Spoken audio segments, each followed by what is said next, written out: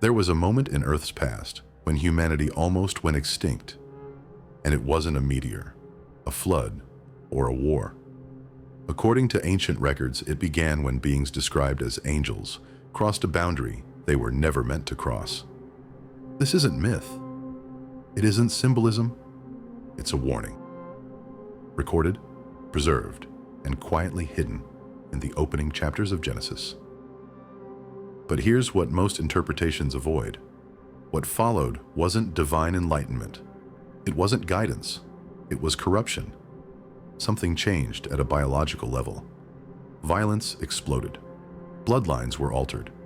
The human world destabilized so completely that existence itself reached a breaking point. And this is the part that reframes everything. Genesis may not be opening with a creation story at all. It may be documenting a near-extinction event, one so severe it forced a total reset of the world. The most disturbing detail isn't that this happened.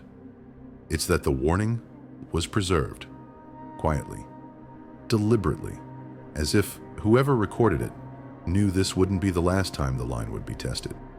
These beings were known as the Watchers. Their role was never meant to be complicated. They were assigned to observe humanity from a distance, to guide subtly, to protect without interference. They were not creators, rulers, or participants in human life, but distance slowly eroded discipline. Curiosity replaced restraint, and curiosity, left unchecked, turned into desire. Therefore, what began as observation quietly transformed into interference, until interference hardened into domination. Humanity didn't simply receive forbidden knowledge, it absorbed it. Skills advanced at a pace that defied natural development.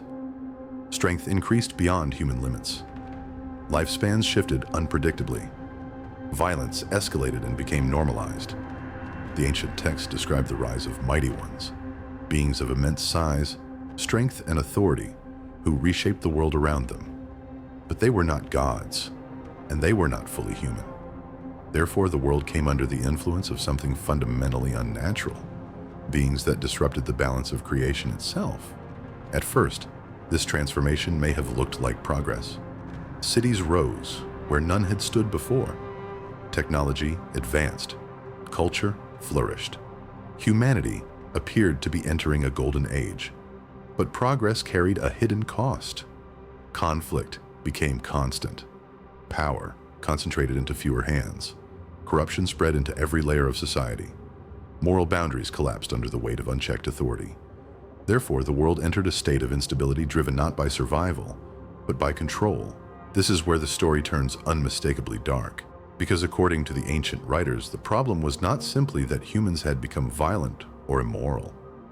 The problem ran deeper than behavior. It was contamination.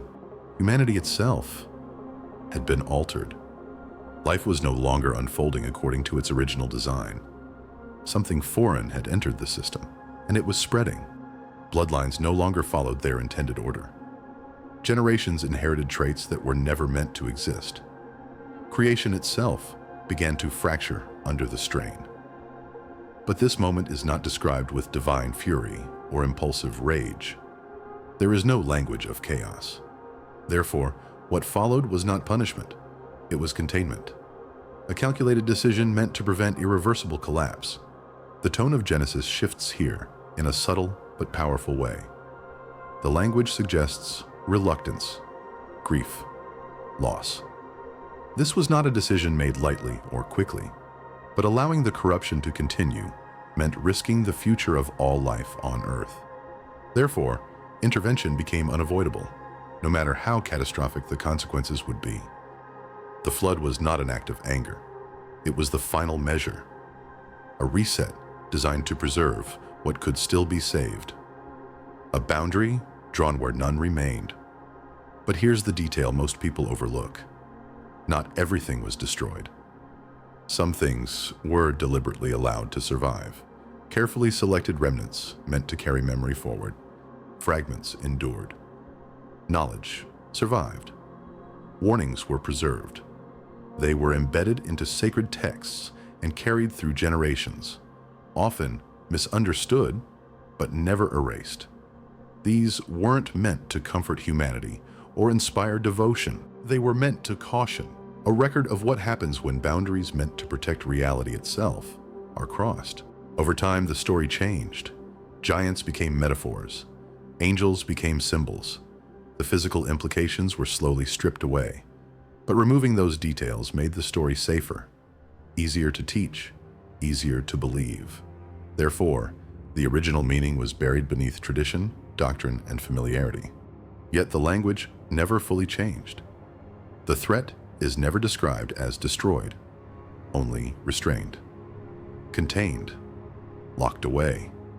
And restraint implies something critical, the possibility of release. That single detail transforms this story from ancient history into an ongoing warning.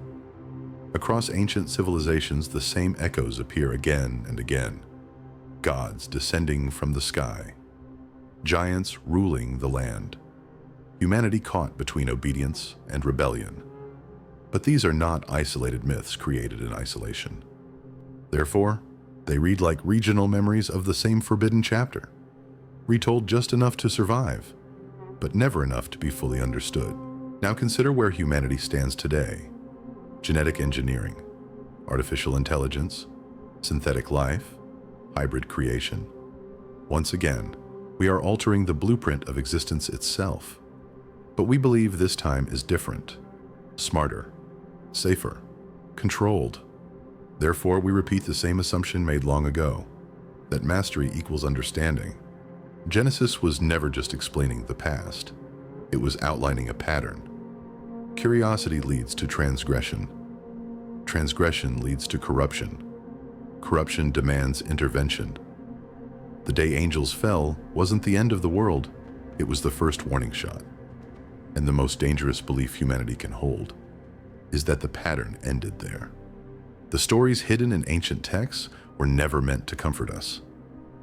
They were meant to survive. Preserved through myth, scripture, and fragmentary memory, not as entertainment, but as warnings. History doesn't repeat itself because it's forgotten. It repeats because it's misunderstood, softened, and explained away until its meaning no longer feels dangerous. And the most unsettling knowledge is never the kind that's erased or destroyed. It's the kind that's allowed to remain, waiting quietly for the moment someone starts asking the wrong questions. If you're still here, it means surface answers aren't enough for you. It means you're willing to look past tradition, past reassurance, and into the shadows, where uncomfortable truths tend to hide. So stay curious, stay skeptical, and remember, some doors weren't sealed to keep us out, but to keep something in. Welcome to the Mystery Room.